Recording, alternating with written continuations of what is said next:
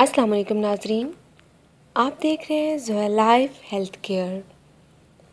नाजरीन, आज जो वजीफ़ा आप देखने जा रहे हैं, ये वजीफ़ा किसी भी हाजत के लिए, किसी भी ख्वाहिश के लिए, आपकी जो भी दिली मुराद है, ये वजीफ़ा उसके लिए है। नाजरीन, ये वजीफ़ा 15 मिनट का है और ये 7 दिन अमल करना है, यानी कि 7 दिन आप इसको ये वजीफ़ा पढ़ना होगा। और सबसे पहले इसकी इजाज़त आम है, मुझसे या किसी और से इजाज़त लेने की ज़रूरत नहीं है। और इस वजीफ़े की कुछ शराइत है कि आप सबसे पहले अपने आप को 5 वक्त का नमाज़ी बनाएं और जब भी आप वजीफ़ा शुरू करें, वजीफ़ा शुरू करने से पहले सदका खैरात दें।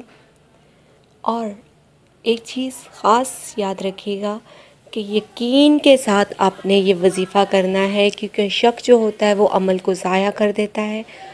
और आप जो भी अमल करें अल्लाह पाक की रज़ा के लिए करें, क्योंकि जब आप अल्लाह पाक की रज़ा के लिए अमल करते हैं तो अल्लाह पाक खुश होता है और राज़ी हो जाता है।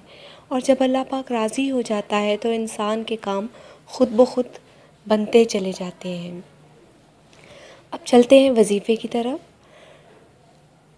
नाज़रीन, ये वजीफ़ा रोज़ाना फ़जर की नमाज़ के बाद पढ़ना है। फ़जर की नमाज़ अदा करने के बाद आपने वजीफ़ा अदा करने के लिए उसी जगह बैठे रहना है। नाज़रीन, एक चीज़ और याद रखिए कि ये अमल आपने हमेशा जायज़ हाजत के लिए करना है। अगर आप अपनी किसी भी नाजायज़ मकसद के लिए ये वजीफ़ा करेंगे तो उसके ज़िम्मेदार आप होंगे। फ़जर की नमाज के बाद उसी जगह बैठे रहना है, उठना नहीं है। एक तस्बीह आपने या हय्यु या क़य्यूम करनी है। 40 मरतबा अल्हम्दु शरीफ यानी कि सूरह फ़ातिहा, अल्हम्दुलिल्लाहि रब्बिल आलमीन, अर्रहमानिर रहीम, ये पूरी सूरत आपने पढ़नी है। उसके बाद अल्लाह पाक से गिड़गिड़ा कर अपने जायज़ मकसद के लिए दुआ करनी है। मैं आपको फिर याद कराती चलूँ कि आपका मकसद जायज़ होना चाहिए। और जब आप वजीफ़ा शुरू करें तो हमें कमेंट में ज़रूर बताइए ताकि हम आपके लिए दुआ करें, आप ख़ुद भी अपने लिए दुआ करें और हम भी आपके लिए दुआ करेंगे। इंशाअल्लाह तालाहुल अज़ीज़ अल्लाह पाक दुआ को ज़रूर कबूल फ़रमाएगा।